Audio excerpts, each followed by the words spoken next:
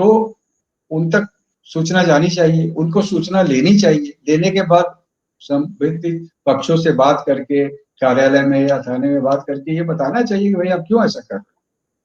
आप करोगे तो आप पे कार्रवाई होगी। लेकिन हो क्या रहा है कि सांसद विधायक तो जीत गए, अपने संसार में व्यस्त हो गए, मस्त हो गए, लेकिन जन साधारण के लिए कुछ नहीं बचता है। और इस तरह से बातें हो गई हैं कि आप कहीं कोई शिकायत कर ही नहीं सकते। मान लीजिए आपने किसी निचले स्तर पे कोई गड़बड़ देखी और आपने उससे ऊपर अधिकारी के पास शिकायत कर दी, तो पता चलेगा कि ऊपर अधिकारी तो नीचे वाले से धन ले रहा हो, आपकी शिकायत क्यों सुनेगा? अब बस उस बस उच्च अधिकारी का, मैं फिर खत्म कर देता हूँ, उच्च अधिकारी के शिकायत ऊपर कर दी तो पता चला कि उससे ऊपर वाला उससे ले रहा है। ये अंतहीन एक क्रम है, तो न्याय कहीं मिलता ही नहीं। उस बेचारे के साथ इतना दुर्व्यवहार होता है। मोदी जी कुछ करने की सोचते हैं या भाजपा भी करने की सोचती है। मैं तो कहता हूं कि ऐसा प्रयोग प्रारंभ किया जाना चाहिए भाजपा शासित राज्यों में कि जिन क्षेत्रों में उनके विधायक जीते हैं, सभी क्षेत्रों के जो प्रमुख कार्यालय हैं, थाने हैं, वहां पे आप एकदम बोर्ड लगा दो क्या जन साधारण के लिए कि आपके साथ कोई भी दुर्व्यवहार होता है, अन्याय होता, आपकी बात नहीं सुनी जाती, आप मेरे को फोन करो।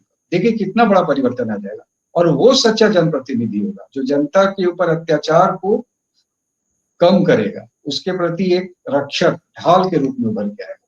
माधव, ये बिल्कुल सही बात है, लेकिन अगर हम इसके तथ्यात्मक और प्रैक्टिकल एस्पेक्ट में जाएं, तो ज़्यादातर जो हमारे प्रतिनिधि हैं, चाहे वो किसी एक क्षेत्र में उनकी निपुणता भी है, उनकी पढ़ाई भी है, उनकी समझ भी है, लेकिन ये सरकारी तंत्र इतना बड़ा है कि जो पंचायत से लेकर के पीडब्ल्यूडी तक फैला हुआ है।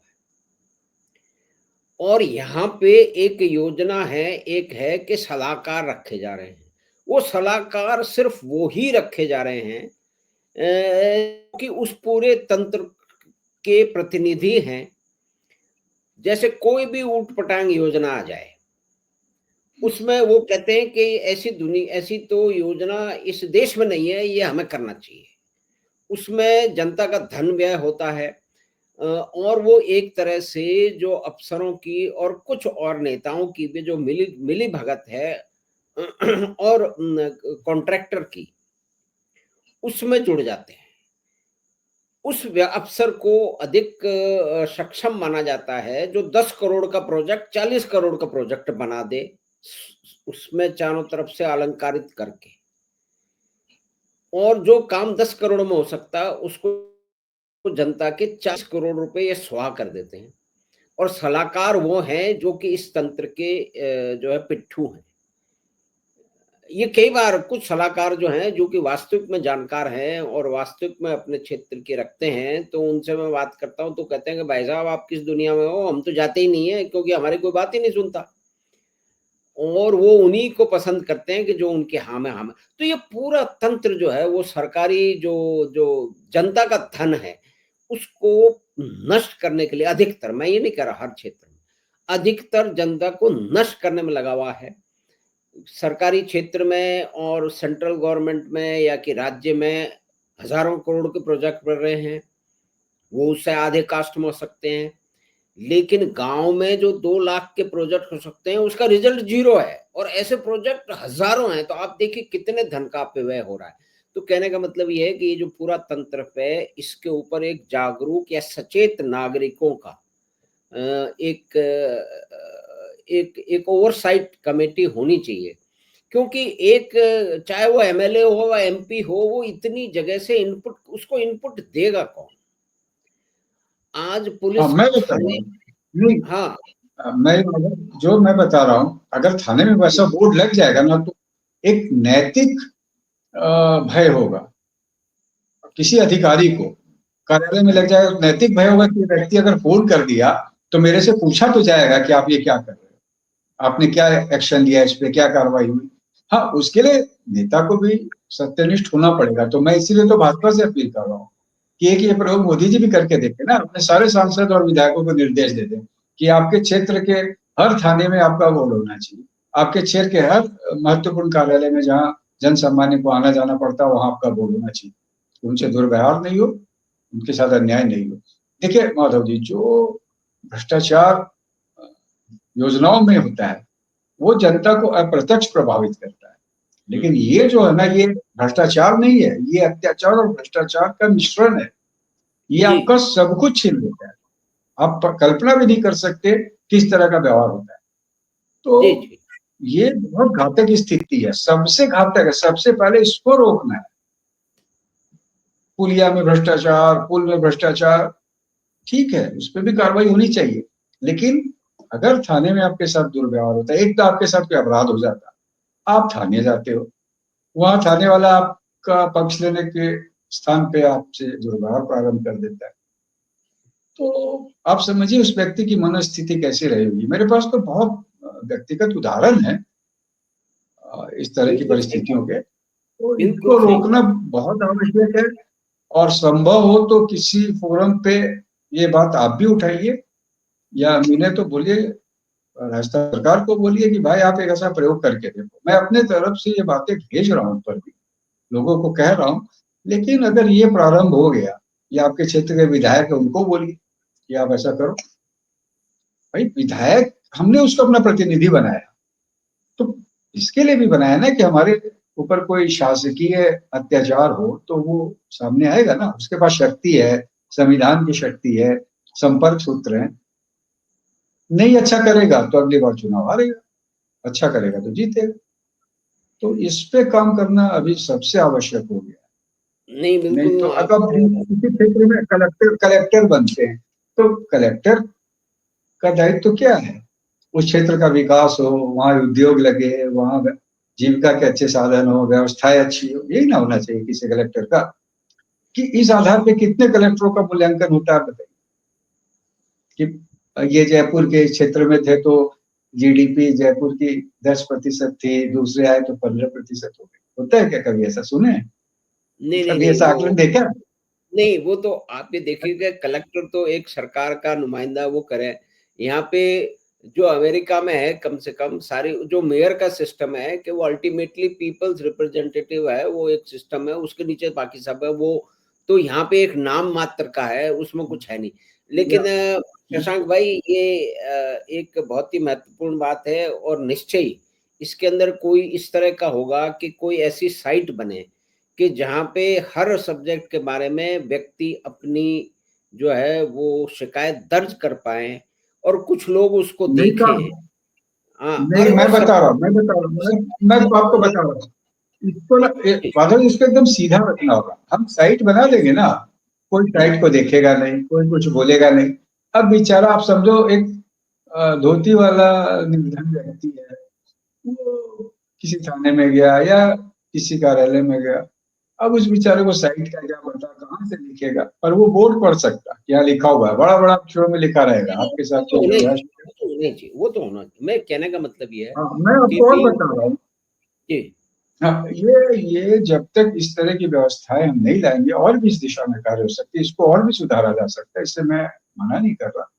लेकिन ये करना भारत को बचाए रखने के लिए बहुत आवश्यक हो गया माधव जी। जिस तरह का व्यवहार भारतीयों के साथ, अब मैंने अपने लेख में लिखा कि 15 अगस्त को जो बेचारा राष्ट्र ध्वज लेके बेचने के लिए आता है कंधे पे लटका के, उसका राष्ट्र ध्वज 26 जनवरी तक नहीं बिकता है। कोई खरीदता ही नहीं। कैसे खरीद ले? आप कांप नहीं जाएंगे अगर मैं किस भाव से उस ध्वज को खरीदूं, या लेके अपने घरों के साथ उसको अपने कार में लगाऊं या स्कूटर में लगाऊं, या क्योंकि संभव ही नहीं है। अब इतना अत्याचार है, इतना भय में जीते हैं सामान्य भारतीय। क्यों हम हैप्पीनेस इंडेक्स में इतने नीचे हैं? हम कहाँ से कहाँ मुस्कुराए, आप बताइए। नहीं, जहाँ क्योंकि तक आपका पाला तो इनसे पड़ेगा ही। कभी ना कभी सार्वजनिक जीवन में आप जी रहे हो, कोई ना कोई कार्यालय आपको जाना ही होगा। तो बिल्कुल, जो मैंने, आप जो कह रहे थे 3 P, जो मैंने लिखा 3 P, पुलिस, प्रेस और पॉलिटिशियन से आपकी जान पहचान है तो आपका काम हो गया। नहीं है तो आप उसके फिर और दूसरे रास्ते हैं, वो आपके पास है नहीं है उसके साधन। तो नहीं, ये चौथा है बहुत ना ही पैसा, भयावह चौथा है स्थिति। ना, चौथा है पैसा। हाँ, तो स्थिति इतनी भयावह है ना, आप कभी इस पे कल्पना कीजिएगा, या अनुभव लीजिएगा लोगों से, स्थिति बहुत भयावह है और भारतीय युवा के सपने ऐसे टूटते हैं कि मैं आपको बता नहीं सकता। मेरा एक मित्र था, जी। उसका उसके बेटे का मरीन में हो गया, मर्चेंट नेवी। हुँ, पासपोर्ट बनाने की बात आई, वो गया, हुँ, आदर्श युवा, हुँ, पढ़ा लिखा, उसको कहा गया कि पासपोर्ट बनाने का 500 रुपया। हुँ, अब आप बताइए क्या उसके मन में बीती होगी। वो ऐसा युवा है जो राष्ट्र धुन बजता है, राष्ट्रगीत बजता है तो खड़ा हो जाता है अभी भी। पर आपने क्या किया, आपने तो सब कुछ उसका समाप्त कर दिया एक झटके में। तो इस दिशा में बहुत गंभीरता से सोचना होगा। मोदी सरकार सोचे, राज्य सरकारें सोचे, इसको समाप्त नहीं किया तो हम अपने बच्चों को बहुत अंधेरे सुरंग में ढकेल देंगे माधव जी। ये इस एक पे जो एक आप वृत्तांत अभी पिछले कुछ ही महीने का है और किसी मित्र ने बताया कि उनके एक मित्र जो कि सबॉर्डिनेट सर्विसेज में थे और काफ़ी सीनियर पोजीशन पे थे, उनकी कोई समस्या थी। तो वो उस विभाग के सेक्रेटरी साहब से मिलने के लिए पहुँचे, तो उन्होंने समय लिया गया तो बड़ी मुश्किल से समय मिला और समय मिलने के बाद के अंदर वो जो निर्धारित समय था वहाँ पे पहुँच गए और बैठ गए और अपना कार्ड और पर्ची जो है वो आगे पहुँचा दिया। तो वो 10:30 बजे शायद बैठ गए। उसके बाद में बड़े साहब के साथ में कुछ लोग आ रहे हैं, कुछ लोग जा रहे हैं और वो चुपचाप बैठे रहे वहाँ पे।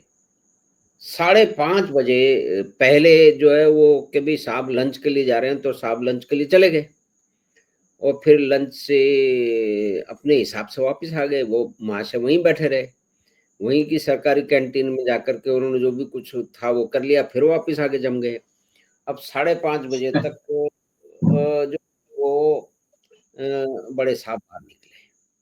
तो उन्होंने कहा सर कि तो आपको इतने दिनों से ये मैं संपर्क में कर रहा हूँ, फलाँ ने फ़ोन भी किया आपको और आपने कहा था कि 10:30 बजे आ जाओ, तो मैं तो साहब यहाँ सवा 4 सवा 10 बजे ही आ गया था।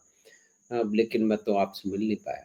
तो वो अ, अधिकारी कहते हैं कि आप कुछ घंटों का इंतज़ार नहीं कर सकते? हमारे पुरखों ने तो सैकड़ों साल इंतज़ार किया है। ये कोई उत्तर है? नहीं, ये उत्तर बहुत सारी चीज़ें बोलता है ना और ये कुछ ऐसा नहीं है हाँ, कि एक बार हुआ। ये बहुत जगह, बहुत सारे विभागों में, बहुत परिस्थितियों में इस तरह का व्यवहार, इस तरह का कि भई हमको ये जो नौकरी मिली है, सरकारी नौकरी, ये इनाम में मिली है। किसी इनाम में हमें मिली है और हमें वो जो पुराने जो भी कुछ थे, उसका बदला चुका मतलब लेना है। तो ये लोग तो ये आधे लोग तो वैसे हैं, तो आप ये देखिए कि एक ये समस्या है, लेकिन इसको हम खुल कर के इसमें चर्चा नहीं कर सकते क्योंकि ये बहुत ही मैं माधव जी, मैं आपको कहता हूँ, आप अपने क्षेत्र के विधायक को बोलिए कि ये कार्य आप करिए, देखिए क्या प्रतिक्रिया आती है। एक दो लोग को बोल के देखिए, शायद कोई जागे।